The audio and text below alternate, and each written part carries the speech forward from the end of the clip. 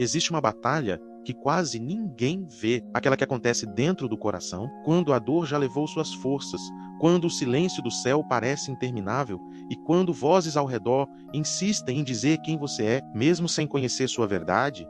Nasce uma luta silenciosa e profunda, a luta para não perder a própria essência, porque em certos momentos da vida não é apenas sobre suportar o sofrimento, é sobre proteger a alma para que a dor não transforme você em alguém que Deus nunca chamou para ser. E foi exatamente nesse lugar, entre lágrimas, cansaço e uma fé provada até o limite, que Jó revelou uma das faces mais poderosas da sua jornada. Olá, queridos, a paz do Senhor. Hoje seguimos nossa caminhada pela palavra, mergulhando nos capítulos 25 ao 27 do livro de Jó. E prepare seu coração, porque o que veremos agora é o surgimento de uma força silenciosa, mas profundamente impactante em meio às cinzas da dor, à incompreensão dos amigos e ao aparente silêncio de Deus. Jó começa a se levantar por dentro.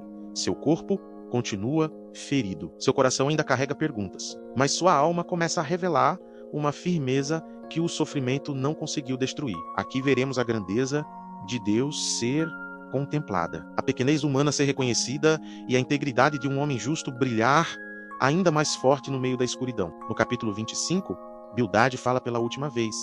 E há algo curioso nisso. A voz que antes vinha carregada de discursos longos e acusações severas agora se torna breve, quase como se seus argumentos estivessem se esgotando. Mas, mesmo falando pouco, suas palavras vêm pesadas. Ele exalta a majestade de Deus, fala do seu domínio absoluto sobre todas as coisas e destaca a pureza incomparável do Senhor diante da fragilidade humana. Em essência, Bildade faz uma pergunta que ecoa profundamente: como pode um homem ser justo diante de Deus? E de certa forma essa pergunta toca uma verdade eterna. Diante da santidade perfeita do Criador, quem poderia se declarar puro? Quem poderia dizer que jamais falhou? No hebraico, a palavra usada para justo, tzadik, descreve alguém reto, íntegro, alinhado com o que é correto diante de Deus.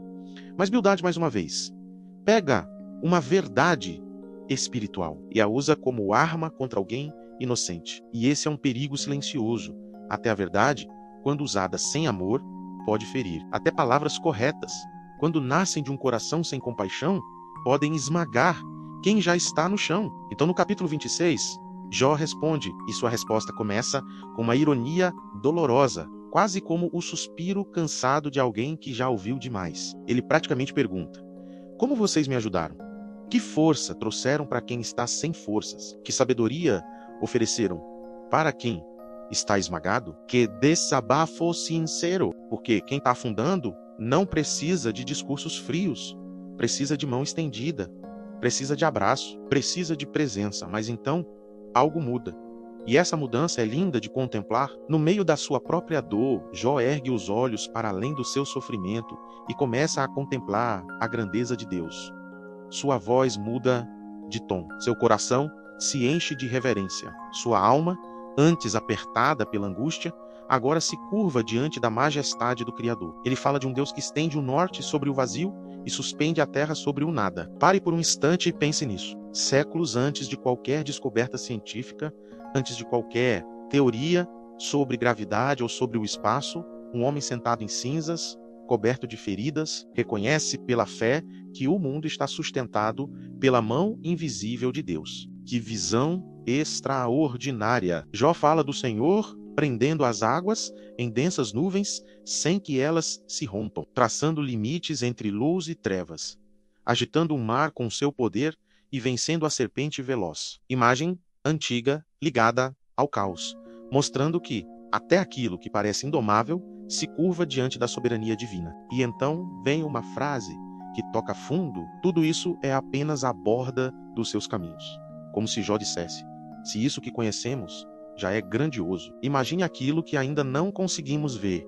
Que humildade, que reverência, que profundidade espiritual. Mesmo sem respostas, ele continua reconhecendo a grandeza de Deus, mesmo sem entender seu caminho. Ele continua adorando aquele que conhece todos os caminhos. Isso é fé amadurecida na dor. No capítulo 27, então, algo poderoso acontece dentro de Jó depois de tanto ser acusado. Ferido e mal interpretado, sua voz ganha firmeza, sua alma se fortalece, seu coração encontra clareza. E ele faz uma declaração que soa como um trovão vindo do meio da tempestade.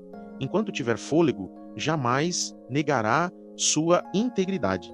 Que força existe nisso? No hebraico, a palavra ligada à integridade carrega a ideia de inteireza, de alguém que permanece verdadeiro por dentro, sem duplicidade, sem máscara, sem negociar sua essência. Tudo foi arrancado de Jó: seus bens, sua saúde, sua família, sua honra diante dos homens, sua paz. Mas há algo que ele não permitirá que levem: sua verdade diante de Deus. E isso é profundamente inspirador, porque o sofrimento pode até tocar aquilo que está ao nosso redor, mas não precisa destruir aquilo que Deus construiu dentro de nós. Jó escolhe permanecer inteiro, escolhe permanecer sincero, escolhe permanecer fiel, mesmo quebrado por fora, permanecer firme por dentro. E então ele reconhece algo importante: a maldade pode parecer forte por um tempo, mas não dura para sempre. A injustiça pode até levantar a voz por um momento, mas não terá a última palavra.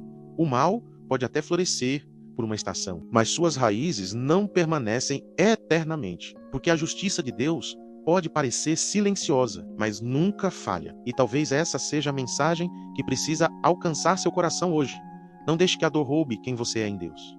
Não permita que acusações definam sua identidade. Não entregue sua essência para o sofrimento. Preserve sua verdade, sua fé e sua integridade, porque Deus vê aquilo que ninguém vê e conhece aquilo que ninguém conhece dentro de você. E prepare seu coração, porque nos próximos capítulos, das profundezas dessa dor, surgirá uma das reflexões mais profundas de toda a Escritura sobre algo que o ser humano busca desde o começo dos tempos: a verdadeira sabedoria. Se essa palavra falou ao seu coração, inscreva-se no canal, curta este vídeo, compartilhe com alguém que precisa ouvir essa mensagem e deixe nos comentários qual parte da sua história só Deus conhece por completo. Que Deus abençoe a sua vida.